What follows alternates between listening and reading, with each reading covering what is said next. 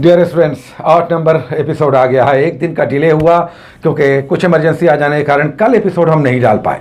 लेकिन जब भी एपिसोड हम नहीं डाल पाते हैं या कोई इमरजेंसी आता है, कम्युनिटी सेक्शन में हम ज़रूर पोस्ट डाल देते हैं कि किसी कारणवश आज एपिसोड नहीं आ रहा है। तो जितने भी सब्सक्राइबर हैं उन तक इन्फॉर्मेशन पहुंच जाता है। अगर आपने घंटे आकृति जो बेल आइकन होता है उसे भी प्रेस किया हुआ है तो तत्काल आप तक पहुंच जाएगा इन्फॉर्मेशन। तो जब भी इमरजेंसी आता है हम पोस्ट डाल देते हैं कि आज एपिसोड नहीं आ पाएगा। तब आप पीछे के टॉपिक्स को रिवाइज कर लें। Revision is a must. साथ ही जिन लोगों के टॉपिक्स छूट रहे हैं या बाद में जुड़ रहे हैं तो ऐसे समय का आप मौका उठाएं, आप रिवीजन करें, पीछे के टॉपिक्स को कंप्लीट करें। साथ ही एक प्रैक्टिस सेट कल आ रहा है, रेडी रहें। कल आएगा जो पीछे के बहुत सारे एपिसोड्स आपने किए हैं उस पर बेस्ड होगा। तो इस प्रैक्टिस सेट को आप बनाएं, टेस्ट करें कि आपका क्या स्कोर रहता है। अच्छा एपिसोड होगा प्रैक्टिस सेट का। साथ ही जो आपका एग्जाम है हो सकता है 1 महीने का डिले हो। जो वैकेंसी आने वाली है, एग्जाम नहीं, अभी वैकेंसी आएगी। बीपीएससी की वैकेंसी आई नहीं है, जुलाई में एक्सपेक्टेड है, लेकिन कोरोना के कारण हो सकता है ये अगस्त चला जाए, थोड़ा डिले हो जाए।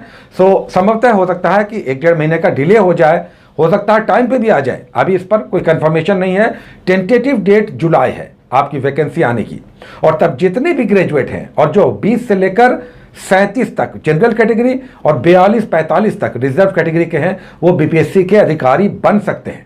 अगर आपने ग्रेजुएशन कर लिया है आप बैठ सकते हैं एग्जाम में, लेकिन रिजल्ट क्लियर होना चाहिए। बहुत सारे लोग कंफ्यूज होते हैं, रिजल्ट इज ए मस्ट। आपका रिजल्ट क्लियर होना चाहिए, क्योंकि पीटी का जब आप फॉर्म भरेंगे आपको अपने मार्क्स को डालना होगा, साथ ही अपना पेपर भी चुनना होगा। तो ये सब पीटी के फॉर्म के समय करना होता है। रिजल्ट आपका क्लियर रहना चाहिए। आप अपियरिंग हैं तो नहीं दे सकते हैं बीपीएससी के एग्जाम।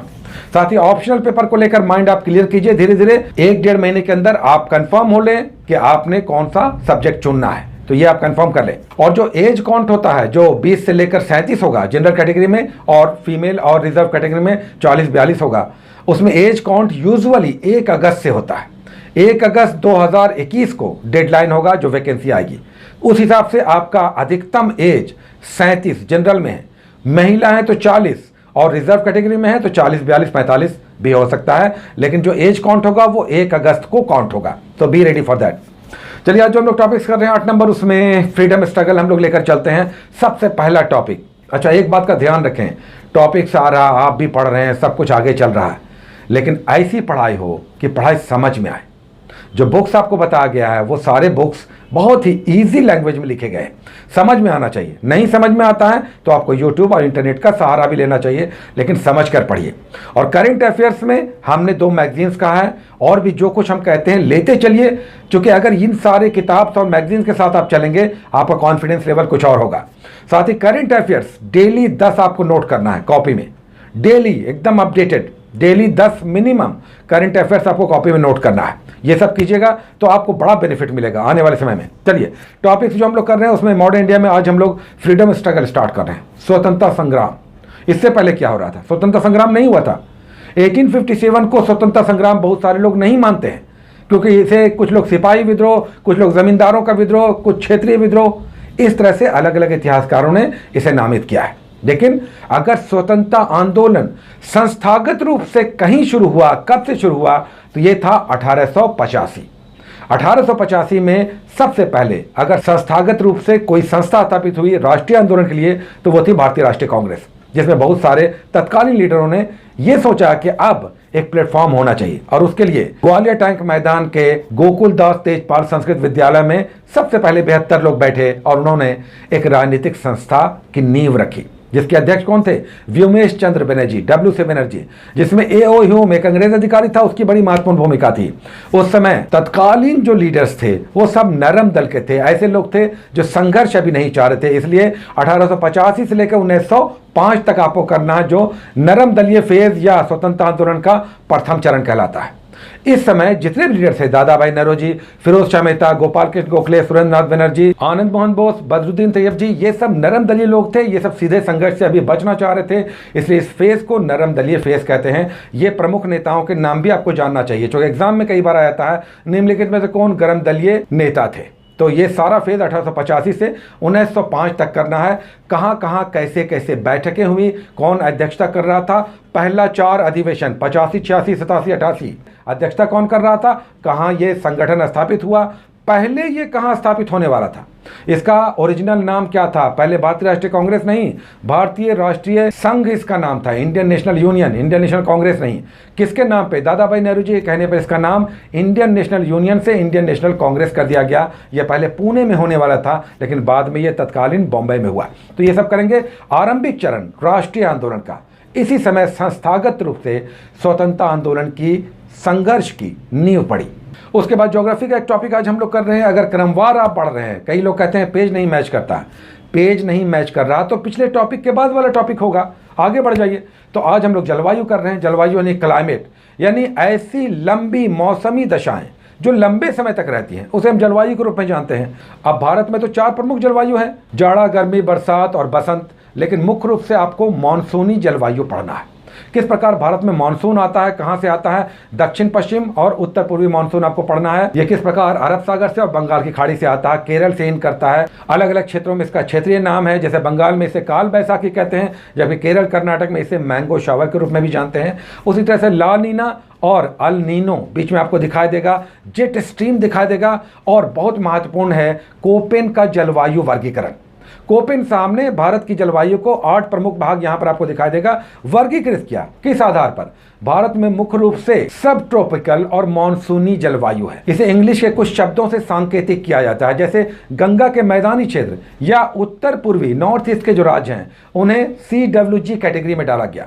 कश्मीर, हिमाचल प्रदेश, उत्तराखंड जो थोड़ा सा ठंडे प्रदेश हैं, इन्हें पोलर रीजन में E कैटेगरी में डाला गया। तो कोपेन का जलवायु वर्गीकरण भी आप साथ में करेंगे। उसके बाद इंडियन पॉलिटी हम लोग करते हैं, जिसमें नीति निर्देशक तत्व है, directive principles of the state. Ireland से इसकी संकल्पना ली गई है, जिसमें आर्टिकल 36 से लेकर आर्टिकल 51 तक आपको करना है। यह मुख्य रूप से सरकार को सलाह है। भारत को एक लोक कल्याणकारी वेलफेयर स्टेट बनाने के लिए सरकार को सलाह है कि प्लीज ये कर लीजिए। ये मूल अधिकार की तरह छीनने वाला नहीं है, बल्कि ये सरकार को सलाह है क्या कर लीजिए। जैसे प्रबंधन में मजदूरों की भागीदारी बढ़ाइए, पर्यावरण की सुरक्षा का प्रयास कीजिए, यूनिफॉर्म सिविल कोड बनाने का प्रयास कीजिए, महिला और पुरुष के लिए समान वेतन की उपलब्धता कीजिए। तो ये सब आपको आर्टिकल 36 से लेकर 51 तक करना है, भाग 4 और अनुच्छेद 36 से 51। राज्य के नीति निर्देशक तत्व, यहाँ पर मूल कर्तव्य भी है जो तत्कालीन सोवियत संघ से लिया गया है, इसे भी आपको करना है। भाग 4A आर्टिकल 51A में 11 मूल कर्तव्य हैं, इसे भी आप समझें। 11वां बाद में जोड़ा गया है। क्यों जोड़ा गया है? सरदार स्वर्ण सिंह कमेटी के आधार पर 11, पहले 10 था जो अब 11 मूल कर्तव्य हैं। साथ में मूल कर्तव्य भी आप कर लें। उसके बाद हम लोग साइंस का, बायोलॉजी का एक टॉपिक कर रहे हैं। आज हम लोग जो सेल के ऑर्गेनील्स कर रहे हैं, कोशिका कई सारे जैविक अजैविक अंगों से मिलकर बना है। तो ये सेल ऑर्गेनील यानी कोशिका के अंग हम लोग कर रहे हैं। हमने 2-3 भागों में बांट दिया है। आज हम लोग लाइसोसोम से लेकर क्रोमोसोम तक 2 पेजेस है, लाइसोसोम से लेकर क्रोमोसोम्स तक आप करेंगे। लाइसोसोम को आत्महत्या की थैली कहते हैं। क्यों कहते हैं? क्योंकि ये एक प्रकार का सैक है, बोरे नुमा आकृति है, जिसके अंदर के एंजाइम्स अगर फट जाते हैं तो ये स्वयं को पाचित कर देता है, यानी डाइजेस्ट कर देता है, अपने सेल को ही डाइजेस्ट कर देता है, डिस्ट्रॉय हो जाता है। हाँ, तो ये सब आप करेंगे सेल के ऑर्गेनील में। उसके बाद हम लोग एक बिहार स्पेशल करते हैं, जिसमें आज का टॉपिक बहुत इंपॉर्टेंट है, और ये टॉपिक है चंपारण सत्याग्रह। 1917 में किस तरह से महात्मा गांधी जब दक्षिण अफ्रीका से आए तो सबसे पहला सत्याग्रह उन्होंने भारत में जो किया वो चंपारण सत्याग्रह था। तो महात्मा गांधी को किसने बुलाया? महात्मा गांधी कैसे आए? सबसे पहले कहाँ आए? कमेटी जो बनी चंपारण एग्रेरियन कमेटी, उसके अध्यक्ष कौन थे? किस तरह से तिनकटिया प्रथा पर बैन लगा, क्या निर्णय हुए? तो ये चंपारण सत्याग्रह पढ़ेंगे आप 1917 में। उसके बाद हम लोग स्पेक्ट्रम से 5 पेजेस कर रहे हैं, जिसमें आज आपको करना है अंग्रेजों की भारत में विजय। किस प्रकार दूसरे यूरोपीय शक्तियों पर अंततः ब्रिटिश ईस्ट इंडिया कंपनी ने अपना नियंत्रण स्थापित किया, विजय प्राप्त किया, और भारत में किस प्रकार वो सफल रहे, ये यहाँ पे दिया हुआ 5 पेजेस में। तो ये आपको 1 बाय 1 पढ़ना चाहिए, 5 पेजेस। उसके बाद हम लोग एक राज्य करते हैं, नॉर्थ ईस्ट के हम लोग राज्य कर रहे हैं। 7 सिस्टर्स हो चुका है, सिक्किम कर लीजिए आज। सिक्किम बहुत इंपॉर्टेंट, ये किस विदेशी राज्यों से जुड़ा हुआ है, किस भारतीय प्रांतों के साथ उसकी सीमा लगती है, यहाँ कौन से दर्रे हैं जो सबसे प्रमुख दर्रों में से एक है, और भी बहुत सारा है। सिक्किम एक राज्य, कई बार हम इस राज्य का नाम नहीं ले पाते हैं, इसका मतलब ये नहीं कि राज्य नहीं करना है। पिछली बार राज्यों के नाम पर हमने चर्चाएं नहीं की थी, लेकिन चर्चा हम नहीं भी करें तो भी एक राज्य हम दे देते हैं, आपको हर बार करना है। उसके बाद हम लोग NCERT सार संग्रह का 6 पेजेस कर रहे हैं। इसमें क्या मिलता है? इसमें NCERT का सार है, जो 6 से 12 लोग कहते हैं पढ़िए, उसके इंपॉर्टेंट पॉइंट्स यहाँ पर निकाल करके दे दिए गए हैं। ऐसे बहुत सारी बुक्स हैं मार्केट में, ये बुक हमने उठाया है, ये भी ठीक ठाक है। NCERT सार संग्रह जो कॉस्मोस वाली हम लोग चला रहे हैं, तो ये 6 पेजेस, 11 ऐसे टॉपिक्स हैं, सब्जेक्ट्स हैं NCERT सार में, और एक विविध सेक्शन है। तो 11 में से अभी हम 6 सब्जेक्ट्स लेकर चल रहे हैं और मात्र एक एक पेज, चूँकि आराम से हम लोग कर रहे हैं, हड़बड़ाना नहीं है, आपके एग्जाम में इनफ टाइम मिलेगा। बीपीएससी आपकी मुट्ठी में है, केवल ये सारे टॉपिक्स, ये सारे ऑप्शंस अच्छे से आप कीजिए और डेडिकेशन के साथ। ये नहीं कि अच्छा अभी तो फॉर्म भी भरने का नहीं निकला डेट, आराम से करेंगे, ये सब थोड़ा सा रहने दीजिए। अगर निकालना है फर्स्ट अटेम्प्ट में तो बहुत ग्रेजुअली आराम से इसे आप कंप्लीट कीजिए। तो ये आपका 6 पेजेस दिया हुआ है, 6 सब्जेक्ट से आप एनसीईआरटी सार से कर लेंगे और फिर उसके बाद हम लोग करंट अफेयर्स करते हैं। आज जो 2 पेजेस है 4 जून वाले लेना है, याद रखिए दोनों करंट अफेयर्स लेना है। 4 जून 2021 वाले से हम स्पीडी से दे रहे हैं, जिसमें पहला 2 पेजेस महिलाएं, कुछ महिला नियुक्तियां हैं। नेशनल और इंटरनेशनल लेवल पर बहुत सारी महिलाएं आई जिन्होंने झंडे गाड़े हैं, जो अंतर्राष्ट्रीय स्तर पर चर्चित रही हैं। अब यहाँ पे शिवांगी सिंह बहुचर्चित रही हैं, इंदु मल्होत्रा बहुचर्चित रही हैं। इसी तरह से अंतर्राष्ट्रीय स्तर पर उर्सुला वॉन डर लेयन बहुचर्चित रही हैं। अभी यहाँ कमला हैरिस आ गई। तो ये आपका शुरुआती पेजेस। उसके बाद विश्व में भारत के राजदूत और हाई कमिश्नर वो यहाँ पे दिया हुआ है। तो अमेरिका हो गया, नेपाल हो गया, बांग्लादेश हो गया, पाकिस्तान हो गया, ब्रिटेन हो गया, इजराइल हो गया, साउथ अफ्रीका हो गया, इनका आता ही रहता है। तो ये राजदूत आप कर लेंगे। कुछ जगहों पे हाई कमिश्नर कहलाते हैं, जहाँ जहाँ अंग्रेजी शासन रहा वहाँ पर राजदूत नहीं हाई कमिश्नर कहलाते हैं। और दूसरे पेज पे आप जाएंगे तो वहाँ पर सीईओ है, चीफ एग्जीक्यूटिव ऑफिसर। तो ये आप अलग अलग, चाहे गूगल हो, चाहे अमेजॉन हो, ट्विटर हो, सबके सीईओ का नाम दिया हुआ है।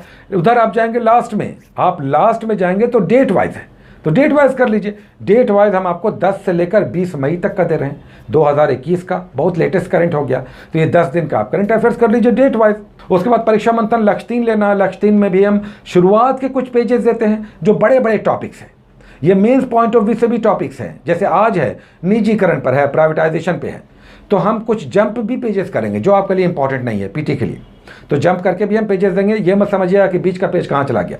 तो निजीकरण पर 2 पेज में पूरा मेंस पॉइंट ऑफ व्यू से लिखा हुआ है, वो छोड़ दीजिए। उसके बाद अलग अलग राज्यों में किस प्रकार आरक्षण लागू किया गया है या उसकी घोषणाएं की गई हैं वो दिया हुआ है। अब सिक्किम में 90% तक आरक्षण की घोषणा की गई, राष्ट्रपति ने इसे नहीं स्वीकार किया। तो ये सब आपका दिया हुआ 2 पेजेस में। और यहाँ पर पीछे भी आप जाएंगे तो खेल से संबंधित है। तो ये आप कर लीजिए करंट अफेयर्स लक्ष्य 3 से। महत्वपूर्ण टॉपिक्स हो गए, कितना इंपॉर्टेंट है। बायोलॉजी का देखिए जो सेल ऑर्गेनील है वो सब समझ के कीजिए, विशेषकर गुणसूत्र कई बार एग्जाम में आता है, लाइसोसोम तो ऑब्जेक्टिव के रूप में आता है। तो इस तरह से आपको करना है। महत्वपूर्ण टॉपिक्स हो गए। नेक्स्ट टॉपिक्स 2 दिन के बाद तीसरे दिन आएगा। आज कौन सी तारीख है? आज 20 तारीख है। तो नेक्स्ट 9 नंबर जो आएगा वो 23 तारीख को आएगा। 23 तारीख को 23 जून को आएगा, रात 10 बजे के आसपास। Take care.